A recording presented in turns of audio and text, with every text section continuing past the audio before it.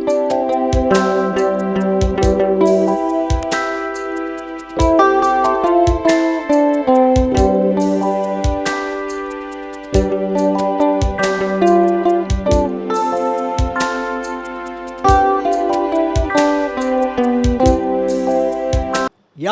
புத்தகம் 23ஆம் அதிகாரம் 5ஆம் வசனம். யாத்திராகமம் 23ஆம் அதிகாரம் 5ஆம் வசனம். அங்கே ஆண்டவர் ஒரு கேள்வி கேட்குறார் பாருங்க.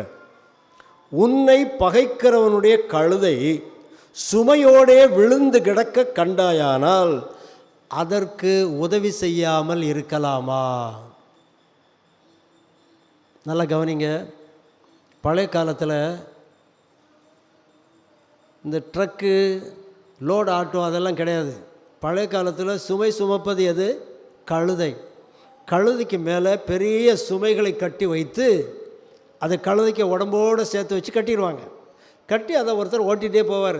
கழுதை நல்ல சுமை சுமக்கும். அது கழுதை நடந்து நடந்து நடந்து போகும்போது ஏதாவது ஒரு இடம் வரும், கரடு முரடான மண் பகுதிகள் வரும்போது கழுதை கால் தடிக்க என்ன செய்திடும்? கீழே விழுந்துடும். சுமை அந்த கழுதையோட உடம்போடு சேர்த்து கட்டி வச்சுருக்குன்னு வைங்களேன். அந்த சுமையோடு விழுந்து அந்த கழுதை எழும்ப முடியுமா? முடியாது. கழுதையினுடைய சொந்தக்காரன் தனியாக அதை தூக்கி நிறுத்துவதும் கஷ்டமான காரியம். அப்போ என்ன செய்யணும்? ஆண்டவர் ஒரு கேள்வி கேட்குறாரு. உன்னை பகைக்கிறவனுடைய கழுதை, உன்னுடைய சண்டைக்காரனுக்கு கழுதை, அது பெரிய பாரத்தோடு போகும்போது அது சுமையோடே கீழே விழுந்து விட்டது. இப்பொழுது அதனுடைய உடமஸ்தன், அதாவது உன்னுடைய விரோதி, நீ பகைக்கிறவன், அதை தூக்கிறதுக்கு முயற்சி பண்ணான். அப்போ ஆண்டவர் கேட்குறாரு, நீ அவனுக்கு உதவி செய்யாமல் இருக்கலாமா? நீங்கள் உதவி செய்வீங்களா மாட்டிங்களா? உங்களை பகைக்கிற ஒரு ஆள், நீங்கள் சண்டைக்காரராக இருக்கிறவங்க ஒருத்தர், ஏதோ ஒரு தேவைக்காக அவர் ஒரு இடத்துல துவங்கிட்டே நிற்கிறாரு. ஒன்றும் இல்லை, ஒரு கார் பஞ்சராகி நிற்குது, இல்லை சைக்கிள் பஞ்சராகி நிற்குது, இல்லைன்னா ஒரு சுமையை தூக்கி தலையில் எடுத்து வைக்க முடியாமல் ஒருத்தருக்கு சப்போர்ட்டை தேடிட்டே இருக்கிறாரு. ஆனால் அந்த ஆள் உங்களுக்கு பிடிக்காத ஆள், உங்கள் சண்டைக்காரரு. இதை நீங்கள் பார்க்குறீங்க, உங்களுக்கு நல்லாவே தெரியுது. நம்ம உதவி இருந்தால் அந்த ஆள் என்ன செய்வார்? அந்த வேலையை முடிச்சிடுவார். பக்கத்தில் போய் உதவி செய்வீங்களா? காணாத போல் போவீங்களா?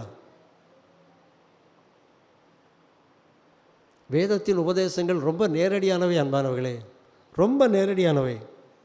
உதவி செய்வீங்களா? காணாதது போல் போவீங்களா? காணாதான் போவோம். காணாதது போல் போகலாமா? அதான் ஆண்டவருக்கு கேள்வி.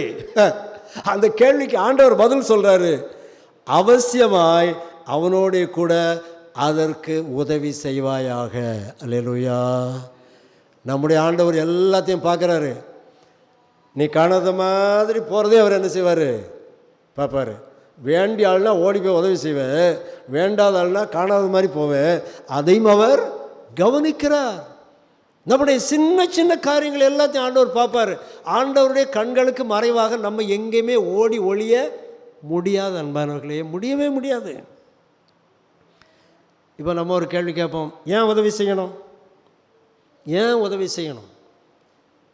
நம்ம வீட்டுக்குள்ளே என்னுடைய மனைவி விழுந்து விட்டால் ஐயோன்னு சத்தம் கேட்கும், ஓடி போய் தூக்குவேனா மாட்டேனா? தூக்குவேன் இல்லை. புருஷன் விழுந்துட்டாரு, சத்தம் கேட்கும், ஓடி போய் தூக்குவேனா மாட்டேனா? தூக்குவேன் இல்லை. ரோட்டில் ஒருத்தர், நம்முடைய பிள்ளை, என்னுடைய சின்ன பிள்ளை, பேர பிள்ளை, ஏதாவது ஒன்று விழுந்துட்டு ஓடி போய் தூக்குவேனா மாட்டேனா? தூக்குவேன் இல்லை. ஒரு சத்தம் கேட்குது வெளியே ரோட்டில், யாரோ ஒருத்தர் விழுந்துட்டாங்க. ஜன்னலை திறந்து மெதுவாக பார்த்தா விழுந்தது யார்? நம்ம சண்டைக்காரன் ஒருத்தன். மெதுவாக திறந்த ஜன்னல் அப்படியே மெதுவாக மூடிட்டு உள்ளே உட்காந்துக்கிடுவோம். ஏன்? அவர் வேண்டாத ஆள். அவர் வேண்டாத ஆள் கிடையாது. எல்லாம் நம்முடைய குடும்பத்தின் பிள்ளைகள் தான். எல்லாரும் ஒரே பெற்றோரின் பிள்ளைகள் தான். உங்களுக்கு தெரியுமா? இந்தியாக்காரனாக இருந்தாலும் சரி, நம்ம ஊராக இருந்தாலும் சரி, அடுத்த ஊராக இருந்தாலும் சரி, எல்லாம் ஒரே தாய்க்கு பிறந்த பிள்ளைகள். தெரியுமா உங்களுக்கு? வசனம் வாசிங்க. ஆதியாகமம் 3ஆம் அதிகாரம் 20ஆம் வசனம். ஆதியாகமம் 3ஆம் அதிகாரம் 20ஆம் வசனம் நான் வாசிக்கிறேன். ஆதாம் தன் மனைவிக்கு ஏவாள் என்று பெயரிட்டான், ஏனெனில் அவள் ஜீவனுள்ளோர் எல்லாருக்கும் தாயானவள். இந்த உலகத்தில் பிறந்த அனைவருக்கும் ஒரே ஒரு தாய் தான் உண்டு. யாரு? ஏவாள். ஒரே அம்மாட்ட பிறந்தவங்க தான் நம்ம எல்லாருமே.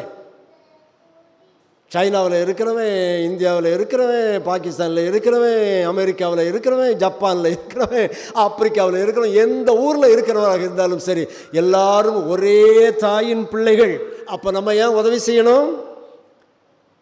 நம்முடைய உதவியை தேடி இருக்கின்றவன், எதிர்பார்த்து இருக்கின்றவன் நம்முடைய குடும்பத்தான், ஒரே தாயின் பிள்ளை. ஆகவே நாம் உதவி செய்ய வேண்டும். ரைட், இது ஒரு காரணம். இன்னொரு காரணம் என்ன? ரெண்டாவது காரணம், ஏன் நாம் உதவி செய்ய வேண்டும் என்றால், வேதத்தில் ஒரு ஆண்டவர் ஒரு அழகான ஒரு வார்த்தையை சொல்லியிருக்கிறார். மத்தேயு நற்செய்தியில் 5ஆம் அதிகாரம் 7ஆம் வசனம். பாக்கிய வசனங்கள்னு அதுக்கு பேர். இந்த வசனத்தை நீங்கள் தான் வாசிக்கணும். வாசிங்க பார்க்கலாம். மத்தேயு 5ஆம் அதிகாரம் 7ஆம் வசனம். இரக்கமுள்ளவர்கள் பாக்கியவான்கள், அவர்கள் இரக்கம் பெறுவார்கள். ஆமாம், இரக்கம் செய்கிறவர்கள் பாக்கியவான்கள், அவர்கள் இரக்கம் பெறுவார்கள். உங்களுக்கு எங்கேயாவது இரக்கம் தேவைப்படுமா? தேவைப்படுமா படாதா? ஏதாவது வெளியூருக்கு போகிறீங்க, ஏதோ ஒரு காசு தேவைப்படுது, இல்லைன்னா ஒரு ஆள் உதவி இருந்தால் நல்லா இருக்கும்னு தோணுது, இல்லைன்னா எங்கேயோ நோயாக இருந்து விட்டீர்கள், ஒருத்தருடைய யாராவது ஹெல்ப் பண்ணால் நல்லா இருக்குமேன்னு தோணுது. அப்போது ஒரு உதவி கிடைச்சா நல்லா இருக்கும்னு தோணுதா இல்லையா? தோணுதில்லை? அப்போ ஒரு உதவி தேவைன்னா நீங்கள் என்ன செய்யணும்? அதுக்கு முன்னால் ஏற்கனவே ஒரு உதவியை செய்திருக்க வேண்டும். நம்ம ஊரில் சிலரை பற்றி சொல்லுவாங்க, அவன் கொடுத்து வச்சவன் பாம்பாங்க. கேட்டிருக்கீங்களா? யாராவது ரொம்ப சௌரியமாக இருந்தாங்கன்னு வைங்க, வசதியாக இருந்தால், அவன் கொடுத்து வச்சவன். கொடுத்து வச்சவன்னா என்ன அர்த்தம்? அவன் ஏற்கனவே கொடுத்து வைத்திருக்கிறான், அது இப்போ அவனுக்கு திரும்ப கிடைக்குதுன்னு அர்த்தம். புரியுதா? ஆகவே தான் ஆண்டவர் சொல்லுகிறார், இரக்கமுள்ளவர்கள் பாக்கியவான்கள், அவர்கள் இரக்கம் பெறுவார்கள். இரக்கம் திரும்பி வரும். நீங்கள் ஒரு இரக்கமான செயலை செய்தால் அந்த இரக்கம் என்ன செய்யும்? திரும்பி நமக்கு வரும். நீதிமொழிகள் 19ஆம் அதிகாரம் 17ஆம் வசனம். நான் வாசிக்கிறேன் அந்த வசனத்தை. ஏழைக்கு இறங்குகிறவன் கர்த்தருக்கு கடன் கொடுக்கிறான், அவன் கொடுத்ததை அவர் திரும்ப கொடுப்பார். ஒரு ஏழைக்கு நீங்கள் இரக்கம் செய்கிறீர்கள் என்றால் யாருக்கு கடன் கொடுக்கிறது? கர்த்தருக்கு கடன் கொடுக்கிறது. அப்படி கர்த்தருக்கு கடன் கொடுத்தா அவர் அந்த கடனை என்ன செய்வார்? திரும்ப கொடுப்பார், நமக்கு திரும்ப கொடுப்பார். ஆண்டவருடைய கருத்திலிருந்து நாம் பெற வேண்டுமானால் நாம் ஏழைகளுக்கு இரக்கம் செய்ய வேண்டும். நாம் காண்கிற சகோதரரிடத்திலே அன்பாயிருந்து அவர்களுடைய தேவைகளை நாம் சந்திக்க வேண்டும். அன்பானவர்களே, ஏன் அப்படி தேவைகளை சந்திக்காமல் நான் இருக்கிறோம் தெரியுமா? பல வேளைகளில் நமக்கு உதவி செய்ய மனம் இருக்காது. அதுக்கு 1000 காரணம் நம்ம சொல்லுவோம். அவன் கஷ்டப்படுறான்னு நமக்கு தெரியும், பக்கத்து வீட்டுக்காரன் நமக்கு நல்லாவே தெரியும், அந்த ஆள் கஷ்டப்படுறாரு, உதவி செய்ய மாட்டோம். செய்யாமல் இருந்துட்டு அதுக்கு காரணம் சொல்லுவோம். என்ன காரணம் தெரியுமா? இவன் ஒழுங்காக அப்போவே இருந்திருந்தான்னா, அந்த காசெல்லாம் செலவழிக்காமல் முன்னாலே இருந்திருந்தான்னா, நல்ல வழியில் நடந்திருந்தான்னா இந்த நிலைமை அவனுக்கு வந்திருக்குமா? அதனால் இப்போ அவனுக்கு என்ன செய்யப்படாது? கொடுக்கப்படாது. இன்னொரு காரணம் சொல்லுவோம், இவன் அப்பா காலத்தில் செய்த அநியாயத்துக்கு இப்போ வந்திருக்கு சார். ஏன் இப்படிப்பட்ட காரணங்களை நாம் சொல்லுகிறோம் என்றால், நாம் அந்த மனிதரை நேசிக்கவில்லை, நம்ம மனசுக்குள்ள அன்பு இல்லை. அதை வெளியே காட்டாமல் வேறு காரணங்களை எல்லாம் பூசி மெழுகுவோம். இது ஒரு ஆபத்தான ஒரு செயல். அன்பானவர்களே, ஒருவர் உதவிக்காக இருக்கிறார் என்றால் அந்த உதவியை நாம் செய்ய வேண்டும். ஏன் இரக்கம் செய்யணும்? ஏன் இரக்கம் செய்யணும்? 1, நம்மெல்லாம் ஒரே தாயின் பிள்ளைகள். 2, நாம் இரக்கம் செய்தால்தான் அந்த இரக்கம் நமக்கு திரும்பி வரும்.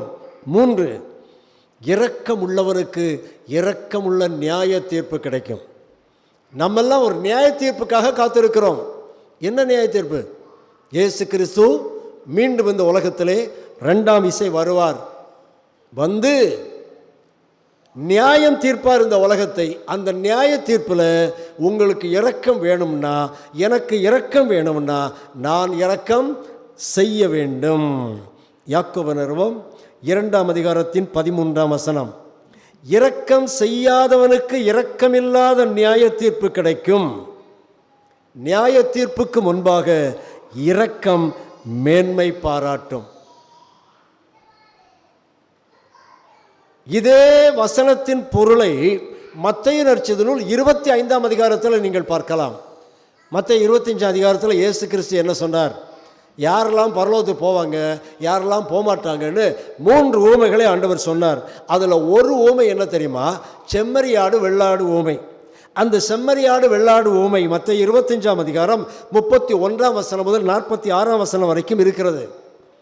தேவன் தம்முடைய சிங்காசனத்தில் உட்காருவார், மனுஷகுமாரன். அப்படி உட்காரும் போது செம்மறியாடுகளை வலது பக்கத்திலும் வெள்ளாடுகளை இடது பக்கத்திலும் நிறுத்துவார். அப்பொழுது இந்த வலது பக்கத்தில் நிற்கிற மனிதர்களை எல்லாரையும் பார்த்து ஆண்டவர் சொல்லுவாராம், நான் ஆடை இல்லாமல் இருந்தேன், எனக்கு ஆடை கொடுத்தீர்கள். நான் உணவில்லாமல் இருந்தேன், எனக்கு உணவு தந்தீர்கள். நான் காவலில் இருந்தேன், என்னை விசாரிக்க வந்தீர்கள். ஆகவே நீங்கள்லாம் எங்கே போங்க? பரலோகத்துக்கு போங்க. அப்போ அவங்க கேட்பாங்க, எப்பொழுது ஆண்டவரே நாங்கள் உண்மை ஆடை இல்லாதவராகவும் உணவில்லாதவராகவும் பார்த்தோம் என்று கேட்பார்கள். அப்பொழுது ஆண்டவர் என்ன சொல்லுவார்? இந்த சிறியரில் ஒருவனுக்கு எதை செய்தாயோ அதை எனக்கே செய்தாய். இப்போ இடது பக்கத்தில் நிற்கிறவங்களை பார்த்து ஆண்டவர் சொல்கிறாரு, நான் இவைகளெல்லாம் இல்லாமல் இருந்தேன், கஷ்டத்தில் இருந்தேன், எவனுமே என்னை கவனிக்கலை. அப்பொழுது அவங்களும் கூட கேட்பாங்களாம், எப்பொழுது ஆண்டவரே நாங்கள் உண்மை ஆடை இல்லாதவராக கண்டோம், உணவில்லாதவராக கண்டோம், காவலில் இருக்கிறவராக கண்டோம், கஷ்டப்படுகிறவராக கண்டோம். அப்பொழுது ஆண்டவர் என்ன சொல்லுவார்? இந்த சிறியரில் ஒருவனுக்கு எதை செய்யாமல் இருந்தீர்களோ அதை எனக்கே செய்யாமல் இருந்தீர்கள். சகோதர அன்பின்மை காரணம் என்னவென்றால், அன்புதான் பிரதானமான கட்டளை, முக்கியமான கட்டளை அன்பு. ஆகவே தான் யாக்கோபு வாக்கியவன் சொல்லுகிறார், இரக்கம் செய்யாதவனுக்கு இரக்கம் இல்லாத நியாய தீர்ப்பு கிடைக்கும். இரக்கம் மேன்மை பாராட்டும். ஆகவே இனி செய்ய வேண்டியது என்ன?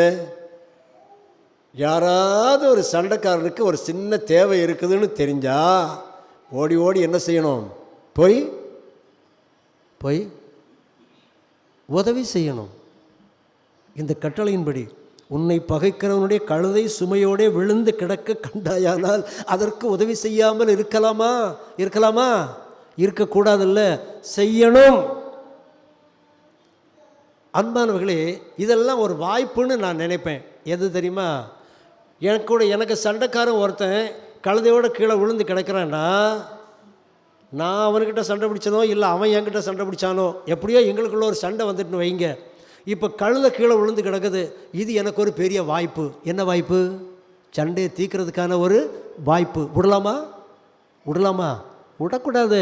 ஓடி போயிடணும், அந்த கழுதையை தூக்கி விட்டுறணும். தூக்கி விட்டுறோன்னே அந்த ஆள் அழகாக ஒரு சிரிப்பார், இன்னும் சிரிப்பார். அதுவரை இந்த சண்டை என்ன செய்கிறோம்? போசுக்குன்னு போயிடுமா இல்லையா? போகுமா இல்லையா? போக்கணுமா வேண்டாமா? அதை ஒரு வாய்ப்பாக எடுத்துக்கொள்ளுங்கள் அன்பானவர்களே. நான் ஊழியம் செய்த ஒரு திருச்சபையில் 2 குடும்பத்துக்கு சண்டை. 2 சகோதரர்கள். ஒரு குடும்பத்துக்காரருக்கு வீட்டில் ஒரு கல்யாணம் வந்தது. அப்போ நான் சொன்னேன், போய் இந்த கல்யாணத்தோட உங்கள் சண்டை என்ன செய்யணும்? தீர்ந்து போகணும். நீங்கள் ஒரு அழைப்பிதழை கொண்டு உங்களுடைய சகோதரர்கள் வீட்டில் கொடுத்துட்டு வந்துடுங்க. அடுத்த ஞாயிற்றுக்கிழமை நான் வாரதுக்குள்ளே நான் வந்த உடனே கேட்பேன், கார்டு கிடச்சிதான்னு கேட்பேன், நீங்கள் கொடுத்துருக்கணும் அப்படின்னு சொன்னேன். அவர் சம்மதிச்சு போயிட்டேன். நான் போயிட்டு அடுத்த வாரம் திரும்ப வரும்போது அந்த வீட்டில் போய் கேட்டேன், கல்யாண கார்டு கிடைச்சதா, அழைப்புதல் கிடைத்ததா என்று கேட்டேன். அவர் சொன்னார் கிடைக்கலன்னாரு. நேராக அந்த கல்யாண வீட்டுக்காரருக்கு வீட்டுக்கு போனேன். அவரை கூப்பிட்டு கேட்டேன், கல்யாணம் அழைப்புதல் கொடுப்பேன்னு நீங்களே ஏன் கொடுக்கலன்னு கேட்டேன். அப்படியே தலையை தொங்க போட்டுகிட்டே நின்றுட்டு கொஞ்ச நேரம் திருப்பி கேட்டபோது சொல்கிறாரு, என் மனைவி சொன்னா, நீ மட்டும் இந்த கல்யாண கார்டை கொடுத்தேன்னா நான் செத்துருவேன். அப்போ சமாதானம் விரும்புகிற மனம் இருக்கிறதா? சண்டையை விரும்புகிற மனம் இருக்கிறதா? சமாதானம் பண்ணுகிறவர்கள் பாக்கியவசனம் சொல்லுங்கள். சமாதானம் பண்ணுகிறவர்கள் பாக்கியவான்கள், அவர்கள் தேவனுடைய புத்திரர் எனப்படுவார்கள். அப்போ சமாதானத்தை உண்டாக்குறவங்க யார்? பாக்கியவான்களாம். அவர்கள் யாருடைய பிள்ளைகளாம்? தேவனுடைய பிள்ளைகளாம். இதுக்கு நேராக எதிர்பதம் சொல்லுங்கள் பார்க்கலாம். இதுக்கு ஒரு எதிர்பதமாக ஒரு வசனம் சொல்லுங்கள். அப்போ சண்டை உண்டாக்குறவர்கள் அபாக்கியவான்கள். அவர்கள் யாருக்கு பிள்ளைகள்? சமாதானம் பண்ணுறவங்க தேவனுடைய பிள்ளைகள்னா, சண்டை உண்டாக்குறவங்க யார்? பிசாசின் பிள்ளைகள். தைரியமாக சொல்லுங்கள். அப்போ நீங்கள் பிசாசின் பிள்ளையாக இருக்க விரும்புகிறீங்களா, இல்லை ஆண்டவருடைய பிள்ளையாக இருக்க விரும்புகிறீங்களா? நான் ஆண்டவருடைய பிள்ளையாக இருக்க விரும்புகிறேன். எனக்கு இந்த சூடு சொரணம் மானம் ரோசம் ஒன்றுமே கிடையாது. சண்டையாக இருக்கிறவங்க நான் பிடிச்சாலும் அவங்க பிடிச்சாங்களோ, ஏதாவது ஒரு சின்ன வாய்ப்பு கிடைச்சா உடனே பேசிடுவேன். அன்பானவர்களே, இது வாழ்க்கையின் அருமையான ஒரு தத்துவம். உன்னை பகைக்கிறவனுடைய கழுதை சுமையோடு விழுந்து கிடக்க கண்டாயானால் அதற்கு உதவி செய்யாமல் இருக்கலாமா? கடவுளின் கேள்வி இது. அவசியமாய் அவனோடே கூட அதற்கு உதவி செய்வாயாக. அவரோடு சேர்ந்து அந்த கழுதையை தூக்குவதற்கு முயற்சி செய். அந்த பொதியோடு சேர்த்து தூக்கிவிடு. கழுதை ஜில்லுன்னு எழும்பி நிற்கும். நீங்கள் 2 பேரும் நண்பர்களாக்கி விடுவீர்கள். ஆண்டவருடைய பரிசுத்த நாமம் மகிமைப்படும். நீயும் நித்திய ராஜ்யத்துக்கு போகலாம். ஆண்டவர் தாமே இந்த வார்த்தைகள் வழியாக நம்மை ஆசீர்வதிப்பாராக. ஆமென்.